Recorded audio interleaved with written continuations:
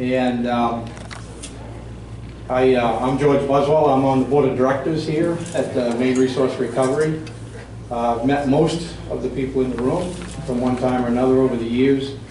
I don't know why we're going to have a question and answer session on extended producer responsibility. I think the name itself pretty much answers all of our questions, wouldn't you? But maybe not. Maybe there'll be a few questions pop up before the day is over. But I'll let each of our professionals introduce themselves, their volunteer help, and they're connected somehow with the EPR, and we'll learn that as we go. We have the representative here who actually helped write the bill or sponsored the bill. I'll let them introduce themselves and we'll go from here. Thank you. I kind of want to stand up. Yeah. I don't know, it just feels funny because the space arrangement. I'm Representative Nicole Grahowski, and I serve the City of Ellsworth and the Town of Trenton in the House of Representatives. This is my second term, and I serve on the Energy, Utilities, and Technology Committee, so I spend a lot of time thinking about energy and internet and even wastewater, drinking water, etc. But I moonlight over in the Environment and Natural Resources Committee, working on waste management issues when I get a chance. So it's accurate, I am the lead, was the lead sponsor of the bill that we're here to discuss today, now a law. And really thrilled for the opportunity to try to answer your questions, especially around the why did we do this, and hopefully the DEP and others can help with that. How are we going to do it questions that we're still figuring out, but just really excited, and also want to give a major shout out to that committee, the Environment and Natural Resources Committee, to my lead co-sponsor, Senator Rick Bennett, and to the DEP and the executive branch for really working hard on getting the details right the best we could for our municipalities, for our small businesses, and really for the benefit of Maine taxpayers and our environment. So I'll leave it to you guys, and then we'll come back, I guess, to more info. Go ahead, Brian. Hi, I'm Brian Beneski. I'm the head of the Product Stewardship Unit at the department. I've been there for almost 2 years now, but I came in, I've got 32 years with the department, spent the 30 with remediation. So I'm relatively new to the product stewardship gig, but we've got this great law, the product stewardship law, which we'll talk about more in the discussions, but that's to, basically put a fee on the producers of packaging to provide funding for municipalities to help them with their packaging waste handling costs. And that's kind of it in a nutshell. We get more into details discussion. So that's me. Good afternoon. My name is Mark Draper. I'm the Solid Waste Director for Aroostook Waste Solutions in Aroostook County. We operate a regional recycling program and a couple of landfills. And I was one of the municipalities, or one of the municipal entities that testified in support of the new law. And now most interested in how we're going to figure out how to implement this so that it works for municipalities, so that it provides the benefits that we hope it will provide. And we'll see how that goes over the next couple of years. So, and from that standpoint, for those of you who do represent municipalities here in this discussion today, I think there's a lot of opportunity here for maybe the first opportunity for some input from you folks on how we think this might work, how this might work, and how it might look in the future. So. Well, thank you. So what we're going to do is try to get some questions for these people. I wouldn't mind starting off by saying, is it true that the state of Maine is the first state to ever do an EPR bill like this? And if so, does that mean we're going to have to write the blueprint for everybody else? I feel like that's a question directed toward me in a way, since I started it. Well, I want to say that yes, Maine is the first state to pass an EPR for packaging law. So yes, congratulations, Maine. Oregon did follow suit about a month later with a similar law, and so we can certainly learn with them, I think, in the rulemaking. But what's important to know is that over 40 places worldwide already have these laws in effect, and some have had them in effect for over 30 years. So there is a great body of work out there to draw from and see what has worked well, what has worked less well. I know that Ontario, for instance, is in the process of totally modernizing their program for better outcomes. So we do have a lot of opportunity here to create something that works for our unique ecosystem in waste management, but we also have a lot of people that we can learn from. And I think that's something that really gave me the information I needed to advocate with my colleagues and with so many people that were working to pass this law, was this idea that, okay, Maine, we know how to do extended producer responsibility. We already have a bottle bill, we have really successful programs for e-waste, plenty of other things that you could list. I think there's 10 of them, 9 or 10 different EPR programs. And this is just looking at packaging, and packaging is 40% of our waste stream. So if we can tackle this, then that is really getting after a huge amount of that waste that we so far are doing, you know,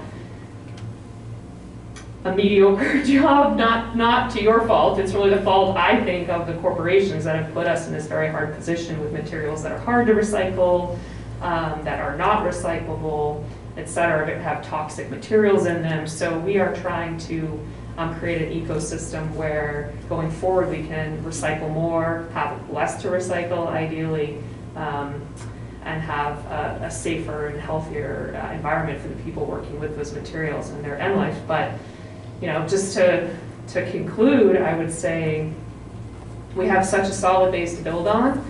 The DEP actually identified extended producer responsibility for packaging as a great opportunity for new producer responsibility laws. So we were able to build off of what the DEP identified and what was going on in so many places, including Quebec, and learn from them in order to implement this. So we're out on a limb, but it's a very broad limb. It's very sturdy. We're going to be okay out there is how I feel, and that's why we were able to pass this law.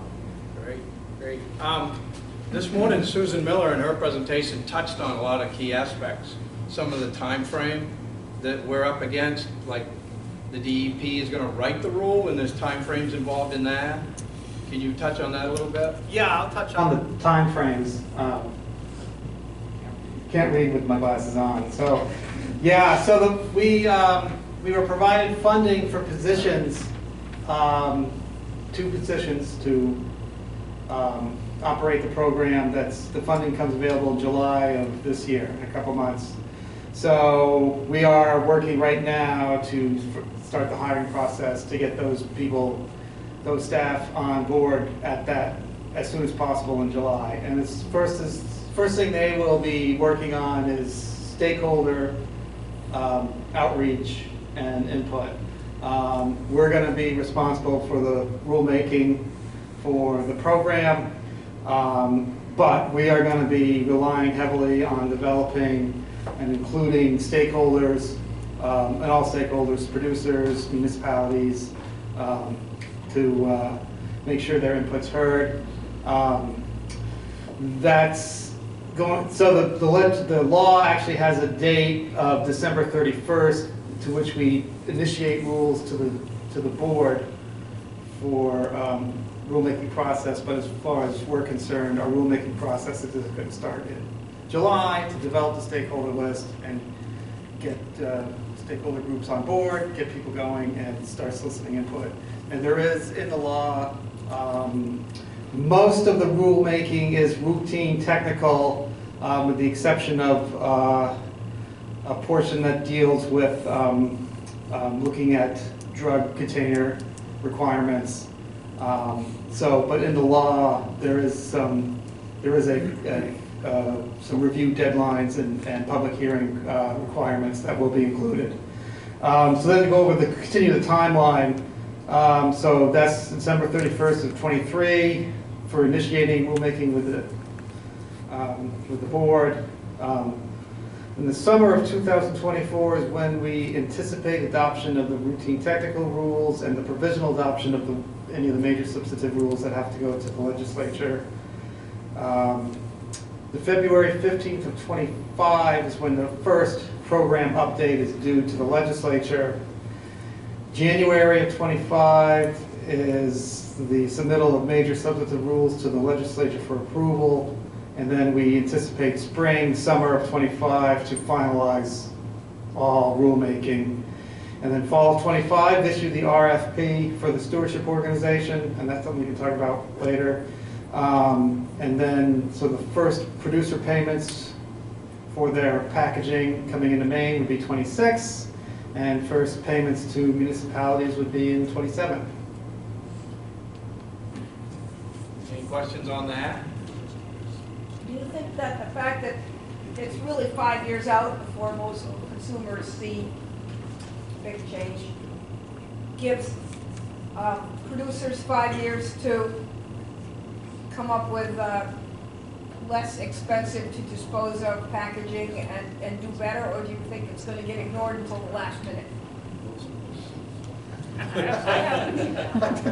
I'll let you take that. I think it's easier for people who are elected to just take opinions than for people who serve in the administration. You know, I don't know if it's because of this law. I don't know if anyone's been noticing this, but there are random things that I'm buying that the packaging is better. I think what we do know is that a lot of these corporations are already using different packaging in other places because they have to adhere to these sort of laws, you know, like I said, as close to as in Quebec. So they may wait till the last minute to start phasing them in here until they're required to, but we know that the R&D is already happening or has happened.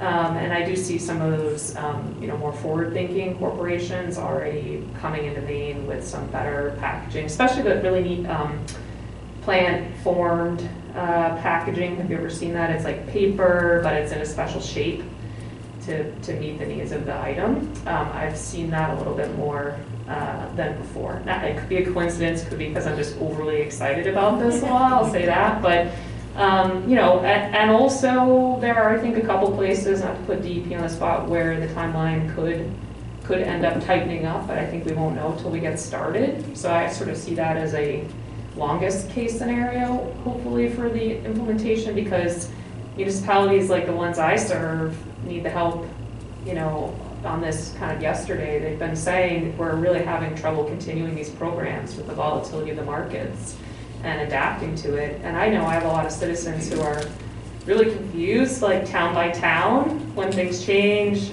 within a town or they move to another town and it's really different. So my vision, my hope is that over time, every municipality in Maine will have the same access to recycling. Everything will be more standardized.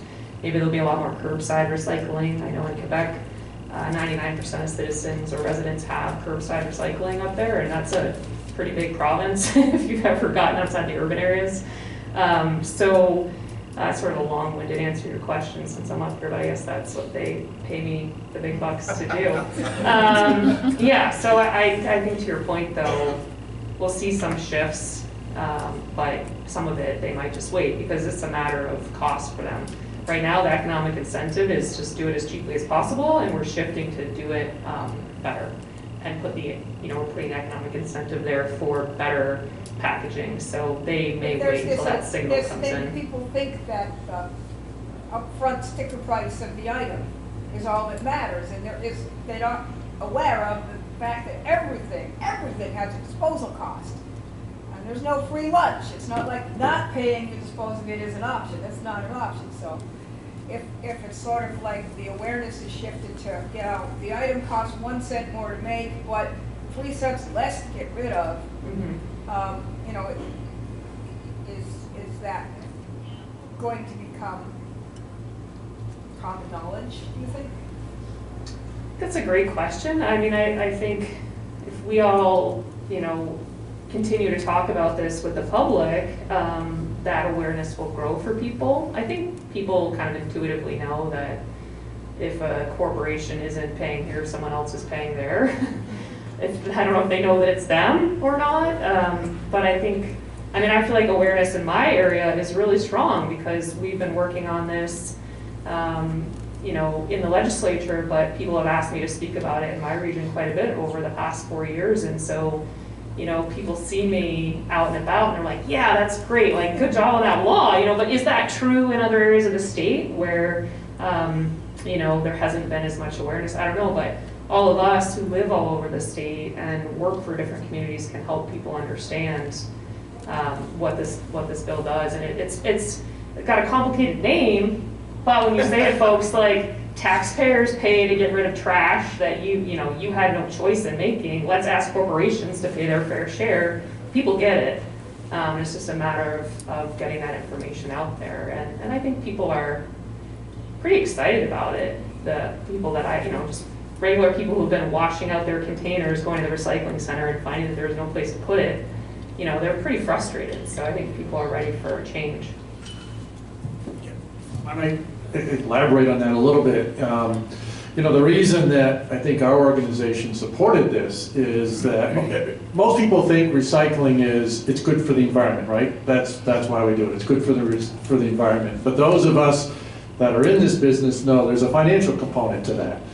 And up until now, there's really only two ways a municipality can get paid to do recycling. Either taxpayers pay for the service, or we can get paid for the material if we can sell it and we can generate some revenue, which has always been tied to a very highly volatile market. Some years those markets are good, and some years, as we know, they're not so good. So the way I look at this is, it's a way to kind of stabilize that a little bit. It gives us a foundation to hopefully a foundation of revenue that helps stabilize our programs so that we can continue to offer those, and we're not so dependent on a volatile market of, hey, what's cardboard paying, you know, this month, this week, or this year, or you know, however that goes. So, I mean, that's the kind of the way I've been looking at it. Whether people will actually make that connection or not that you're talking about, that it costs less, or, you know, it costs a little bit more up front, it really comes down to municipal budgets and, you know, the ability to keep bringing those programs to them and allowing them to participate with them.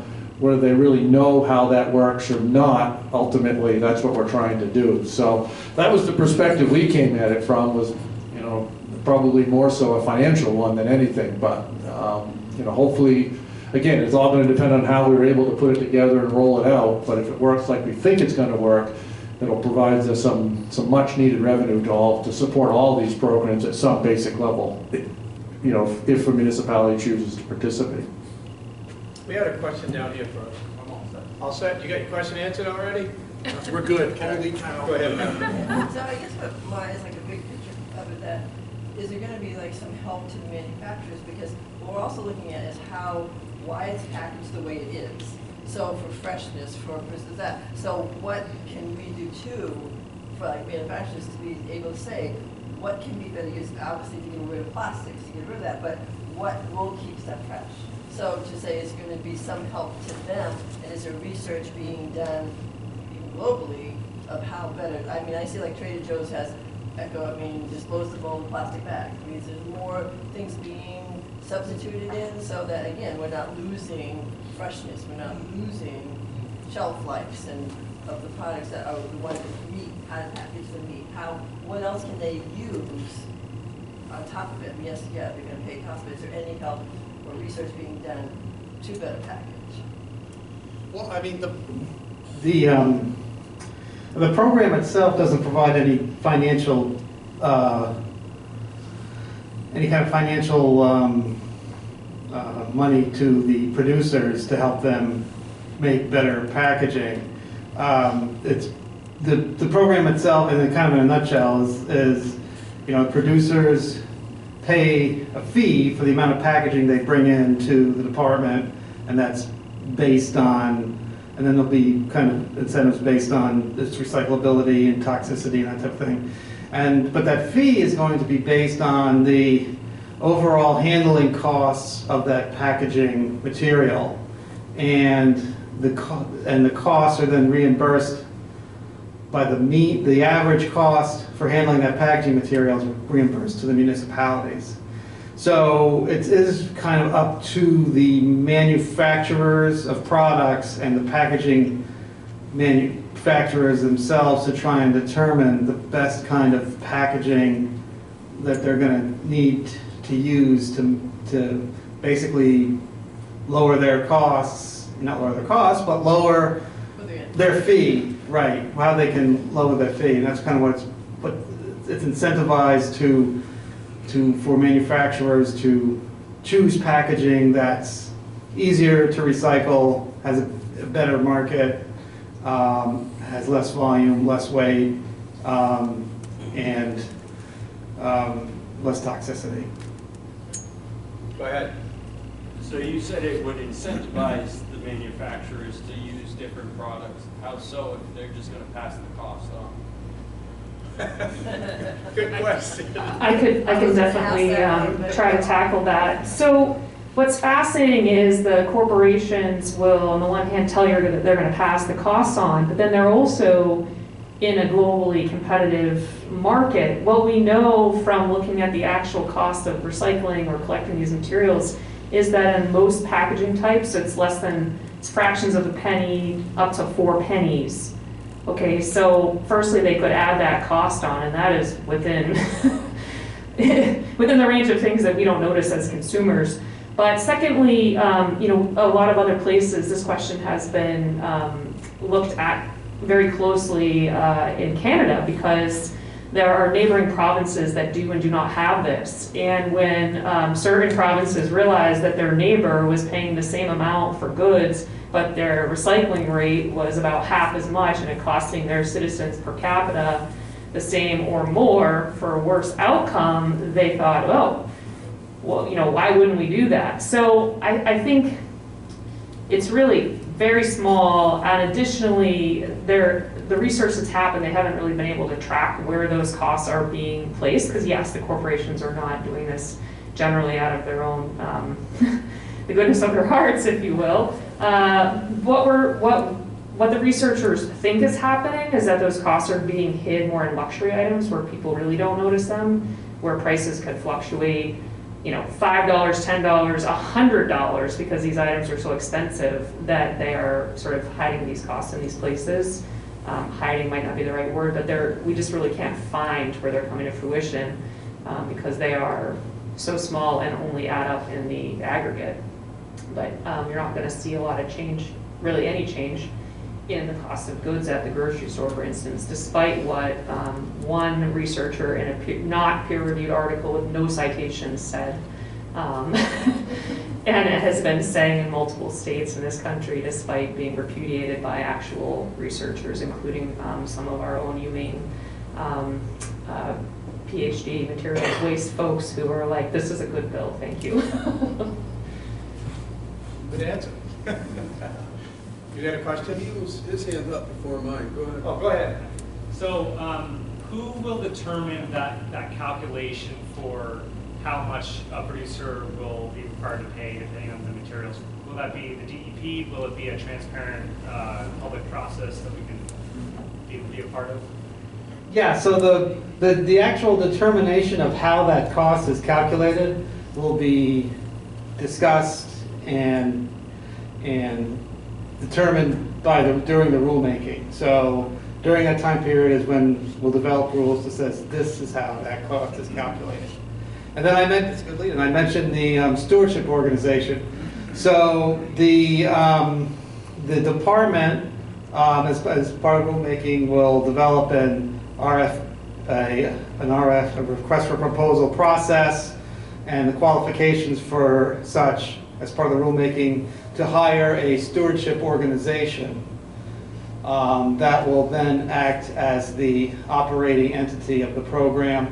They'll be the ones that handles like the day-to-day dealings with the producers, developing, working with them to get them to pay their fees, working with them to just participate in the program, maybe identify producers that should be participating and aren't, so there's no free riders.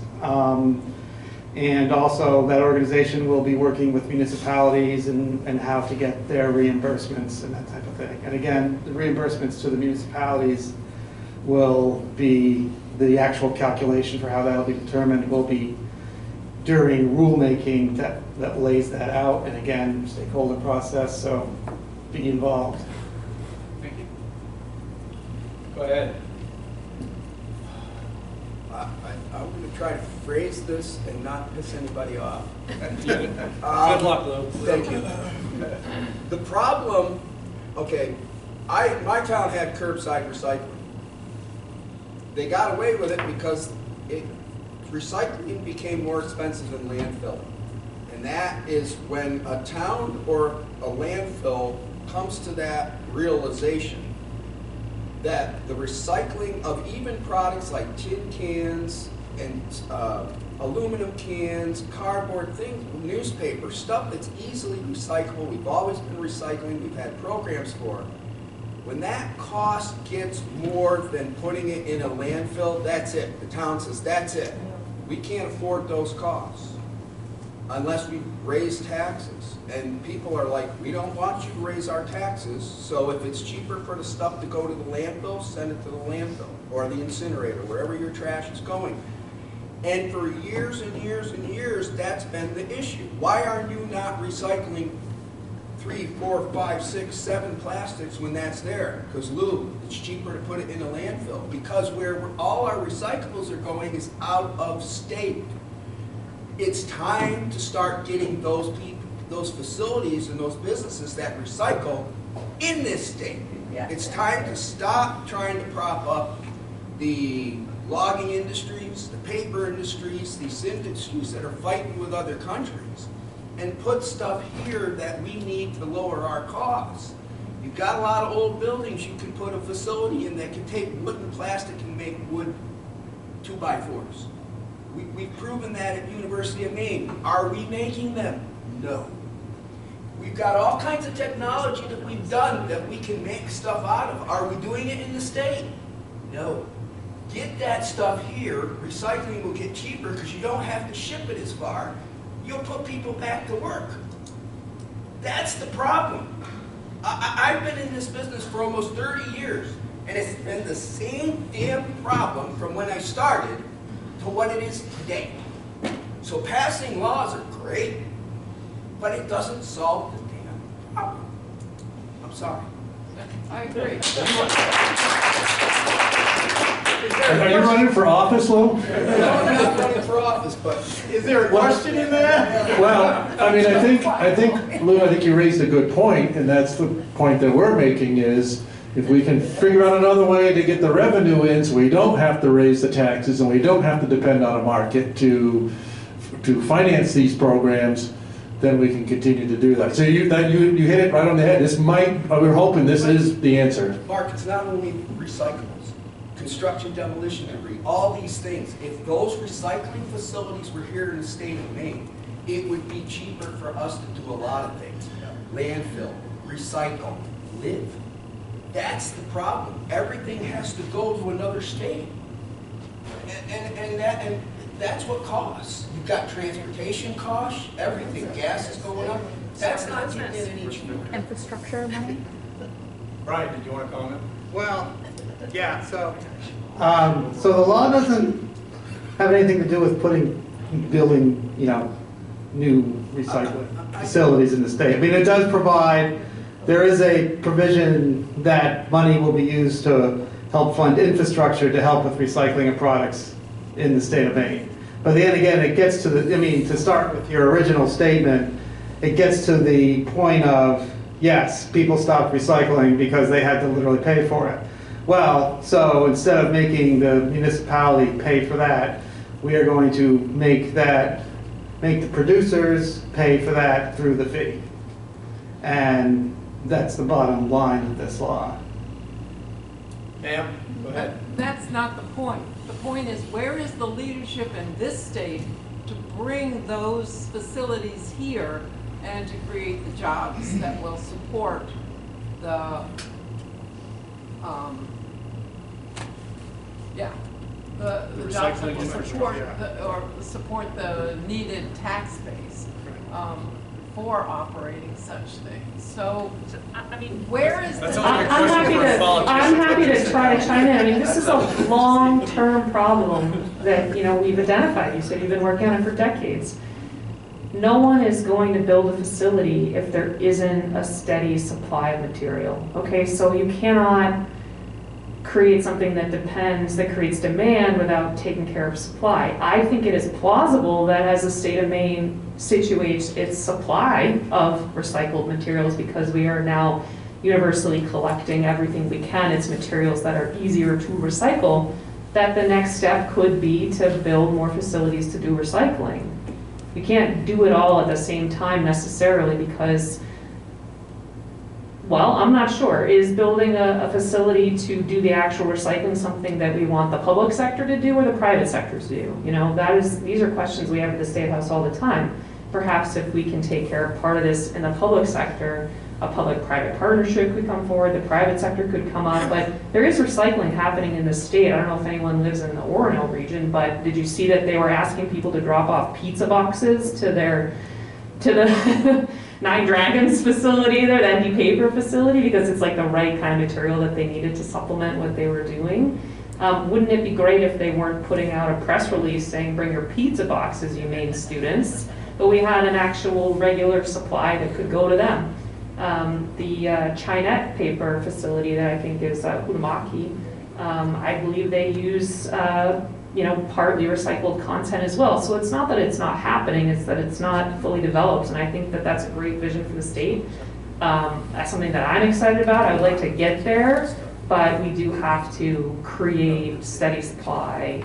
And in terms of the cost of trucking things, we know that it's expensive to truck stuff out of state compared to in-state, so maybe as we see the cost of these programs, the people that are actually making this packaging that need to or actually have their own goals to use recycled content, they might say, look, we're paying for the trucking, we'd like to not pay so much for trucking, why don't we set up a facility in Maine because we need this content for our packaging?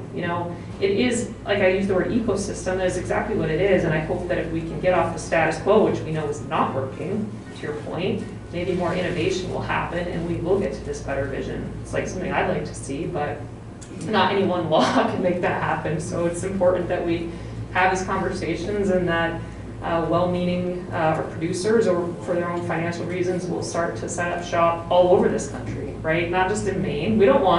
I don't want stuff being trucked from New York to Maine to be recycled. I'd really rather everything be more locally managed. That's my opinion on it. Go ahead with your question. So I actually have kind of a thought and a question based on what you just said and kind of an add-on to what Lou just said. So, I mean, certainly as Lou knows and many of you know, I've been doing this for a long time too. So your last statement concerns me a little bit as far as bringing in wastes for recycling. And kind of stems from the law that was passed regarding the new definition of in-state waste, for example. While I understand the intent of that law 100%, I think we have to start thinking about solid waste as a business, not strictly as disposal, because we don't have public monies available for processing and treatment of our waste. It is going to take industry to come in and help us out, right? So we are going to need them to be willing to put money into facilities.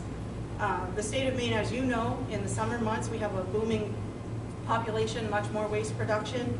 That might be enough waste in the summer to keep a facility, a recycling facility, processing facility operational, but we can't expect that facility to not be able to supplement during times when that waste stream drops off because our population drops off. So I think we have to be cautious, and this is just, it's a word of caution, and respectfully, as we continue to pass these laws, that we need to understand that a processing facility in the state of Maine, whether it's a recycling facility, a new construction facility that utilizes a waste as their front end product, is going to need to have an option for disposal of residue or for its byproduct. There's always some type of a product that comes off of something that, if there is not a use, is going to need disposal. So if we continue to stigmatize that, it will be more and more difficult for industry to come in and help us fill that gap. we need industry to come in and help us establish these facilities to help manage our waste products or our materials, right? It's materials management, not waste. We keep flipping back to a waste. They're providing opportunity for reuse of these materials, and that's really not going to happen with public monies. We know they're not there. I love the bill that you passed. I think it's great to try to minimize that at the beginning part if we can, but I also think we need to provide that option and also look at how can we approve for reuse of these things. When we have glass that we can't find a use for recycled glass, that should be taking the place of things like crushed rock. Like this should be a no-brainer. We can't get it approved. Like those are the things we should be looking at. How do we encourage recycling by giving an end product, right? We need an end product, and also encourage our industries to come into Maine. And that might mean we have to allow them to supplement with Massachusetts material. It's not waste, it's material, because we're going to process it and reuse it. So it's their material. So we do have to be looking at that and just be cautious about how much we are minimizing their ability to make money. Because if they can't make money, they're not going to come. So again, I feel like I'm on a soapbox, so I apologize. But just respectfully, seeing how things do operate across multiple states, not just me. But I would love to see us as a leader. I think we have been a leader in many things. This is another opportunity for us.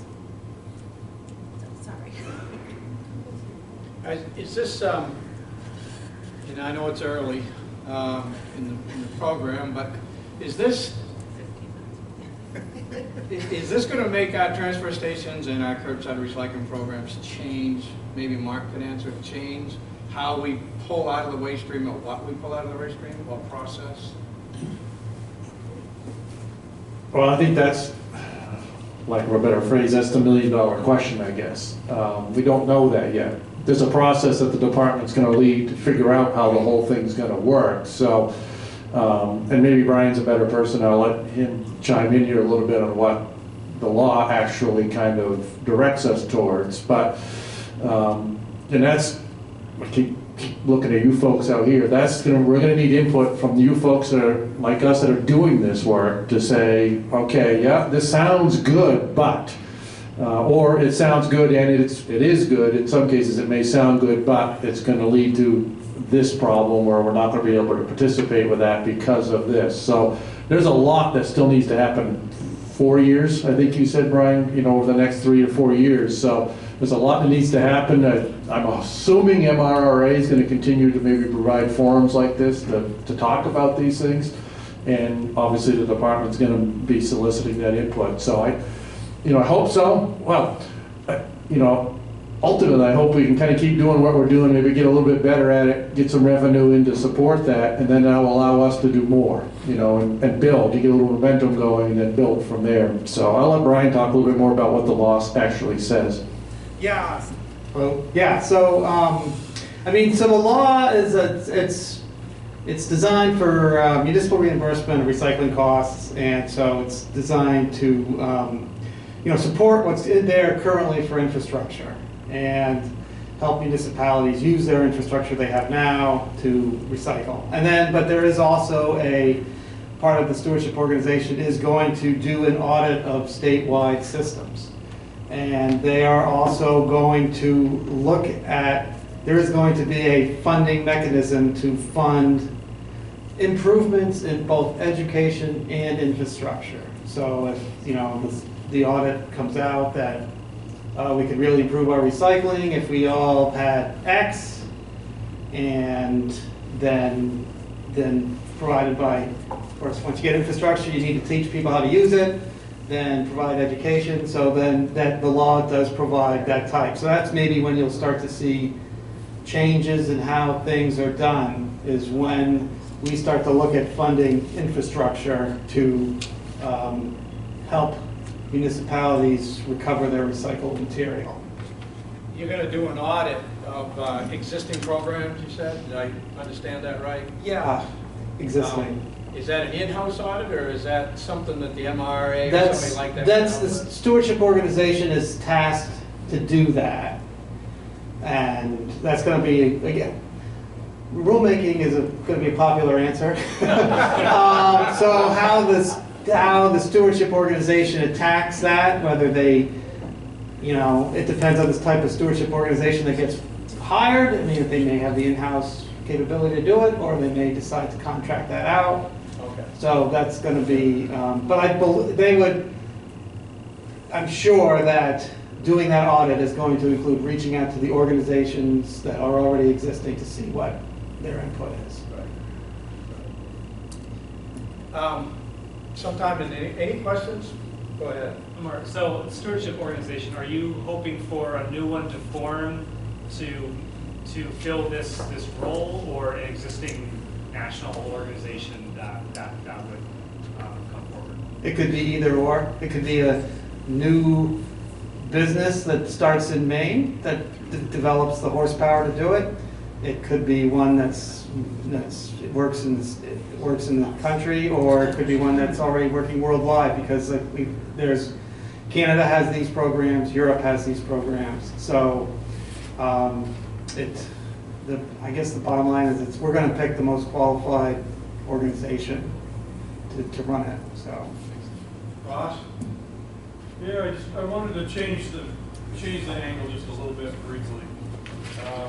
I sat with the Product Stewardship Roundtable earlier, and I alluded to it when I started asking about whether historical data has been looked at. Where am I going with this? In my universe, this topic and this new law and what can be developed is not a 1 hour talk, it's not a 50-page rule, it's a stack of encyclopedias. I mean, we're talking about a lot of stuff here, a lot of stuff in play. So I wanted to pull one page out of the stack of encyclopedias. I understand we're very, very early, and I would challenge everyone in this room to try to be involved in the rulemaking process. It's going to take all of us and 10 times more than what's in this room to really make this work right. So what I wanted to talk about and kind of get the representatives' feelings and maybe Brian Marks. Maybe. One of the things that we can talk about early, which is interesting and is going to be very hotly debated, I think, is the finances of all of this. How we're going to go about quantifying fairly the expense and payments for handling MSW recycling.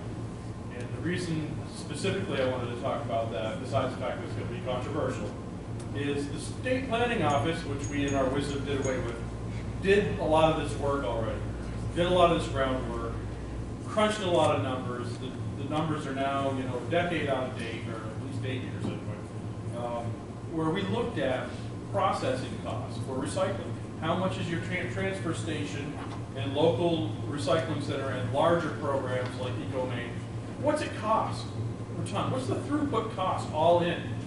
And what we discovered was, I'm sure someone in this room besides me was involved, what we discovered was there's a huge range from below MSW tip for the really big on the corridor, I-95 corridor programs, to the rural communities like Brownville and Jackman, places like that, where it could have been $300, $400, $500, $600 a ton to process recycling.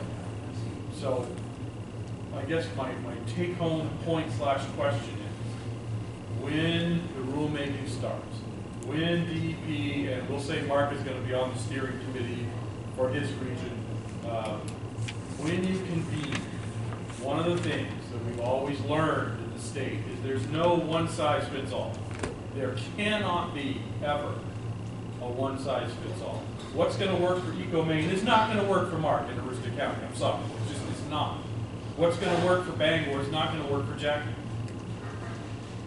I'm wondering how you guys, in your very early preliminary thoughts of this, kind of grapple with these things. What's fair for Portland is maybe not going to work for Millinocket or Milo. Here. That's a fair question. Yeah. I know Oh. the framework we Where I set. live. Yeah. So as part of the law. Part of the law is identifying similar municipalities for determining costs. So all that's going to be taken into account when we do the rulemaking for determining the costs. So, yes, so there won't be just one price, one median price for everything. There's going to be, or one median cost, I should say, for everything.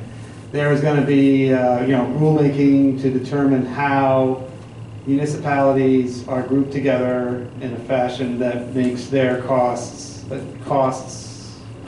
review, I don't know if that's the best word, but their cost review similar so that they are getting lumped in with other municipalities in terms of determining the median cost that they're going to get reimbursed. Yeah, and I would just add to that to say the reason that we did that is, one, we know that not all communities in Maine are similar or even close to similar. But to be fair to the producers in some way, we did want to have, instead of just each municipality gets completely reimbursed for their programs, well, I think they would do a good job keeping costs down. Not everybody does believe that necessarily. So we made these groupings, or this ability to do these groupings, so that municipalities would get reimbursed.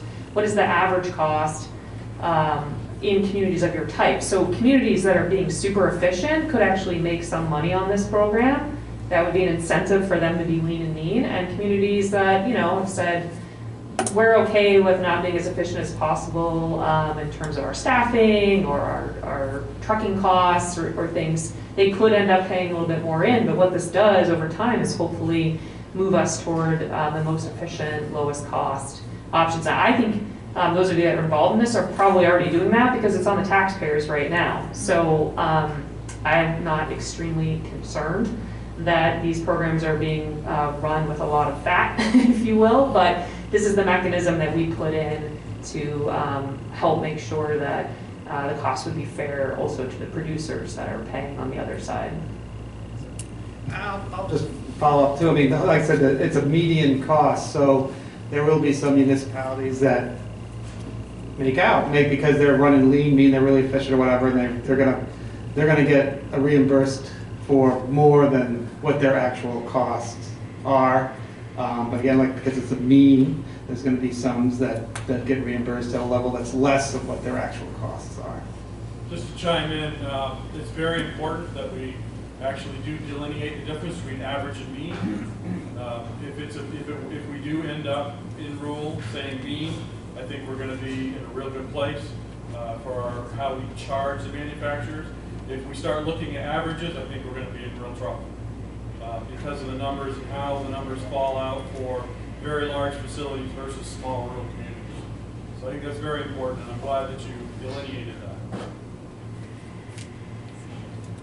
Buddy? Hey, sorry, Joe. Just had a quick note.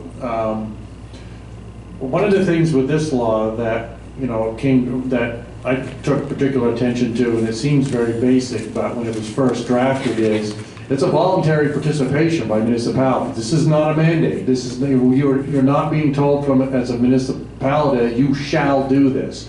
So it's each municipality is going to have to make a decision. They have to look at the requirements. What do we have to do? How do we have to manage this?